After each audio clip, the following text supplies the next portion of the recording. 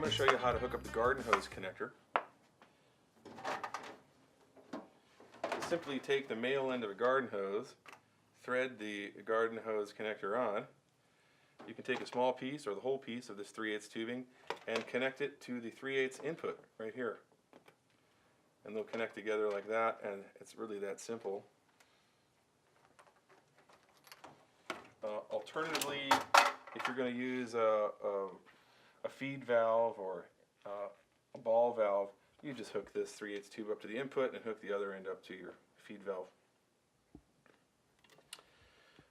The output of the mini scrub is also 3/8, and you can use this piece of 3/8 tubing. You can cut it in half, use some for the input, some for the output, and just run 3/8 tubing to a tank or reservoir.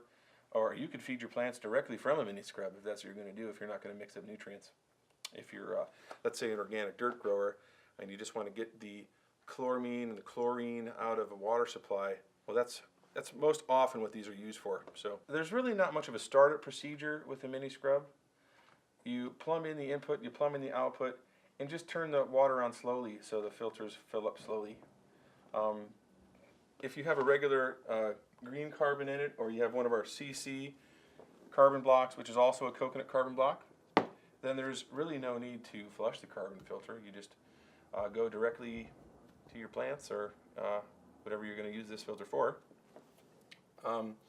If you're going to use our KDF carbon filters, which is a thick bed of highly activated catalytic carbon, and then a bed of KDF 85 at the bottom, then you're going to notice when you start this filter up, the first 2, 3, 4 gallons is going to be really dark and dusty. That's because this activated carbon is very dusty, and you need to just purge the dust out before you use this water. Just don't slam the water pressure on. Let it go on slowly. Let the filters fill up. Flush a KDF if you need to, and enjoy it. It's a really simple water filter, really easy to use. On a mini scrub, changing the filters is really the only maintenance procedure. And to do that, you're going to want to turn off the incoming water supply, turn your valve off, or however it is that's feeding this thing, so that it's not pressurized. If it is pressurized, you won't be able to get the canisters off. Once it's depressurized, you just use the included membrane wrench, give a little turn counterclockwise on both sumps, and just spin them off. You can put the head down, you pull out your sediment, pull out your carbon, like so. These housings could be very dirty if you haven't changed them in a while, so you're more than welcome to put a little dish soap in there and wash them out with a brush, or if you can fit your hand in there. I can't. And do the same thing with the carbon filter. Dump the water out, rinse them out, make sure there's no soap in them, and then just put the new filters in.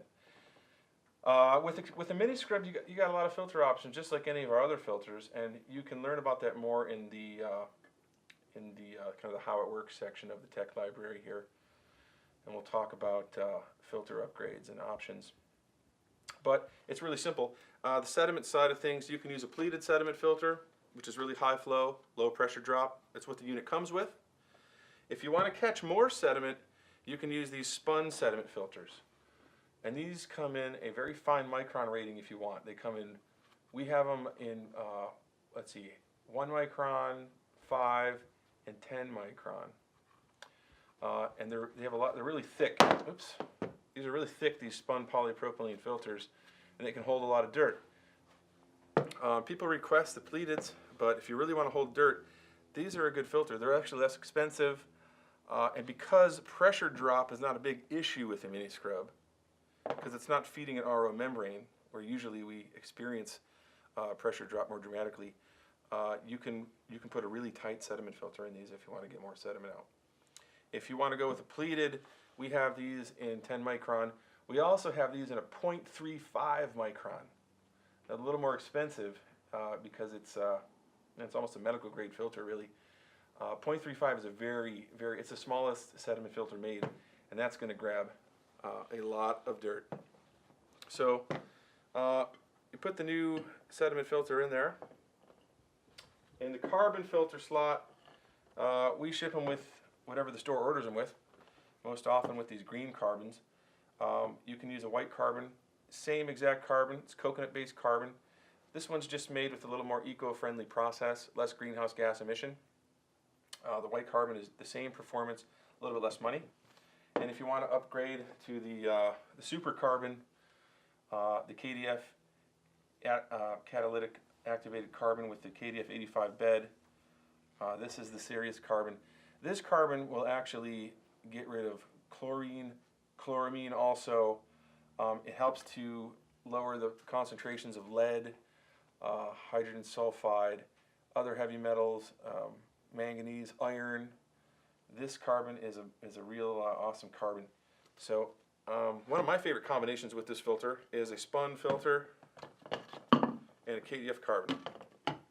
That makes a really cool little mini scrub. That's a powerful little pre-filter right there. But I'm going to put these standard ones back in that were in here.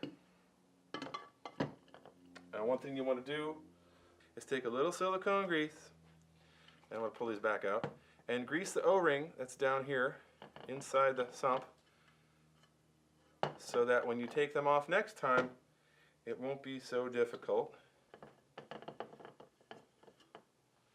Just a little bit food grade silicone grease.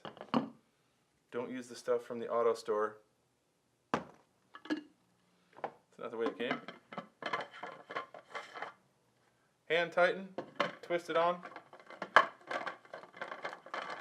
Real simple. These really are meant to be hand tightened, just like that.